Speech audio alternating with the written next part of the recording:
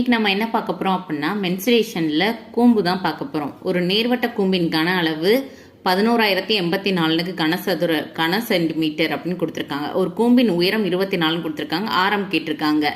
அப்ப கன அளவு V = 11,088 கொடுத்தாச்சு. HS = 24 centimetre. ஆரம் என்னன்னு கேட்டிருக்காங்க. கூம்பின் கன அளவு 1/3 π r² h அப்படிங்கிறது தான் ஃபார்முலா. இதை வந்து இப்போ சப்ஸ்டியூட் பண்ணணும். 1/3 × 22/7 பைக்கு பதிலாக r² தான் கண்டுபிடிக்கணும். h = 24. அவங்க கொடுத்தது 11,088. சரியா? இப்போ r² கண்டுபிடிக்க 11,088 அப்படியே வச்சுட்டு இதை இப்போ மாற்றி எழுதணும். என்னென்னு எழுதணும்? 88 × 3. இந்த 1/3 இந்த சைடு வந்தோன்னா, இந்த 1/3 இந்த சைடு வந்தோன்னா மேலே வந்துடும். ஓகேவா? அடுத்தது 7 வந்து கீழே இருக்கிறது மேலே வந்துடும். 7. சரியா? இப்போ மேலே இருக்கிறது எல்லாம் கீழே வந்துடும். சரியா? 22 மேலே இருக்கு, 24 மேலே இருக்கு, அதெல்லாம் கீழே வந்துடும். இதை வந்து 11 டேபிளால் அடிக்கலாமா? அடிக்கலாம்.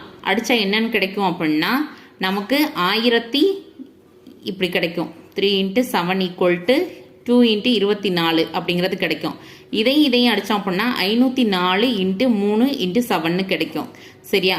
இதை 24ஆல் அடித்தோம் அப்படின்னா என்னன்னு கிடைக்கும் அப்படின்னா நமக்கு 21 × 3 × 7 அப்படிங்கிறது கிடைக்கும்.